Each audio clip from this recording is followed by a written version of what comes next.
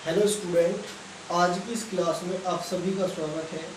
और आज हम एवरेज का पार्ट नंबर 3 डिस्कस करने जा रहे हैं, जिसमें मैंने आपके सामने दो क्वेश्चन रखे हैं यहाँ पे, और दोनों में एक यूनिक कॉन्सेप्ट है जो मैं आपको बताऊंगा। चलिए क्लास की शुरुआत करते हैं।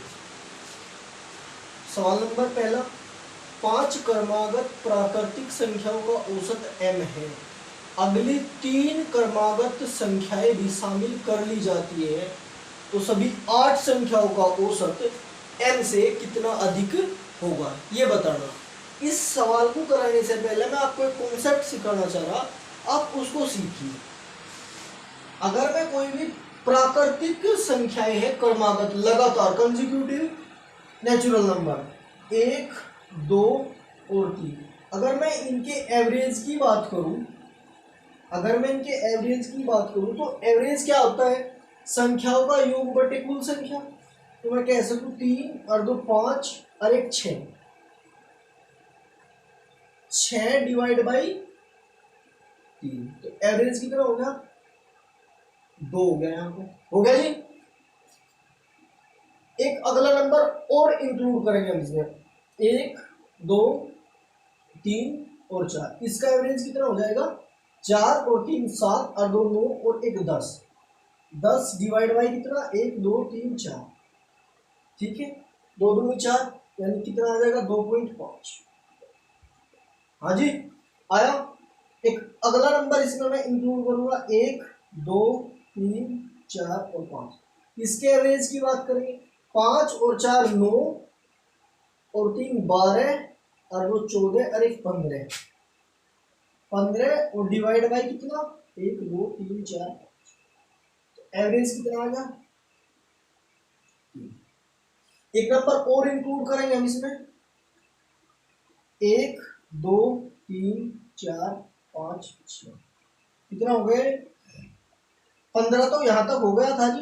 15 और 6 21 और डिवाइड बाई 6, 6 18, 3.5।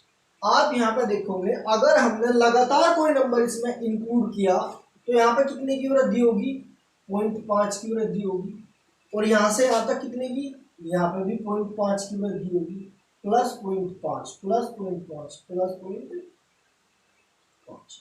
यानी अगर हम अगला कोई भी नंबर इंक्लूड करते जा रहे हैं, एक नंबर, तो एक इंक्लूड नंबर करने के बाद कितने की वृद्धि हो रही है? 0.5 की वृद्धि हो रही है। यहाँ पे अगला नंबर इंक्लूड करा, 0.5 की वृद्धि, यहाँ पे अगला नंबर इंक्लूड करा, 0.5 का इंक्रीज होगा। तो यानी अगर हम लगातार कोई कंसेक्यूटिव नंबर लेते हैं, उसमें अगला नंबर हम ऐड करते हैं, तो उसमें हमें कितनी वृद्धि देखने को मिलेगी?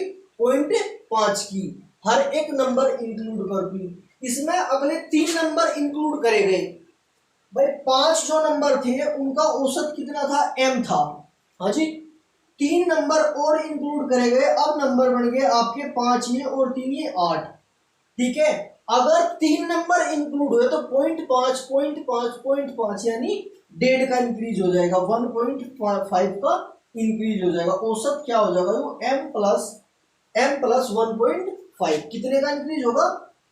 1.5 की वृद्धि होगी। बताओ ये कॉन्सेप्ट आपकी समझ में आया या नहीं आया? इससे अगले कॉन्सेप्ट की तरफ बढ़ते हैं, वो देखना काफी अमेजिंग होगा। इस पे लगभग 70% इस कॉन्सेप्ट में मैं आपको सवाल समझाने वाला हूं, जो दूसरा सवाल मैंने यहाँ पे लिखा है।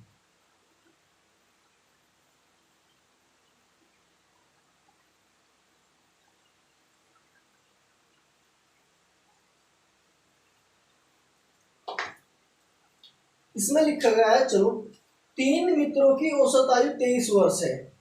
चौथे मित्र को साथ लेने पर औसत आयु 23 वर्ष ही रहती है सभी की।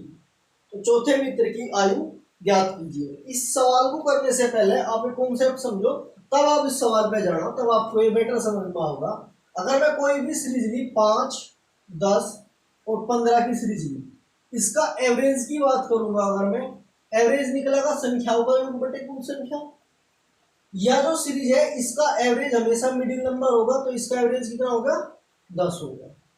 सही है जी, एवरेज इस सीरीज का 10 है। अगर मैं यहाँ पे देखूं 5 10 और 15, ये 3 व्यक्ति हैं, एक का वेट कितना है 5 kg, एक का 10, एक का 15, सभी का जो एवरेज होगा वो कितना होगा 10 होगा।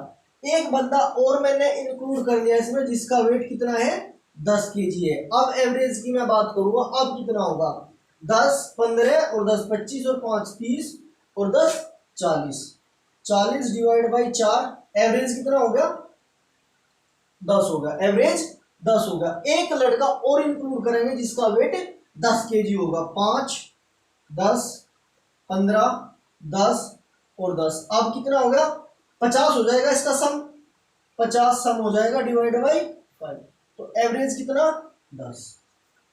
यदि कोई भी लड़का हमने इंक्लूड करा जिसका वेट एवरेज के वेट के इक्वल है, अगर कोई भी लड़का हमने सीरीज में इंक्लूड करा जिसका वेट एवरेज के वेट के इक्वल है, तो उस सीरीज में कोई भी प्रभाव नहीं पड़ने का, एवरेज उसका सेम रहना है, एवरेज उसका सेम रहना है।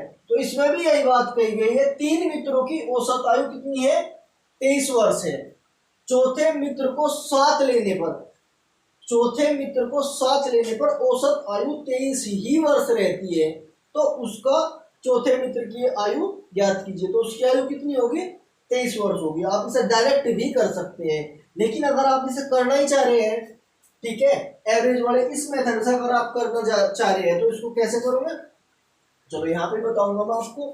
भाई 3 मित्र, 3 इंटू 23, अजी ये उनका सम हो गया तीनों का। एक लड़का और शामिल कर लिया जिसका वेट 1 किलोग्राम है, 1 किलोग्राम उसका वेट है। अब इन चारों की जो एवरेज होगा वो कितना होगा 23 हो गया। तो आप समझ पा रहे, इन चारों का जो औसत है ये है, इनका ये सम और ये सम चारों का। भाई 3 लड़के थे, आप यहां से लिख सकते हो किसी भी संख्याओं का योग, संख्याओं का योग आप लिख सकते हो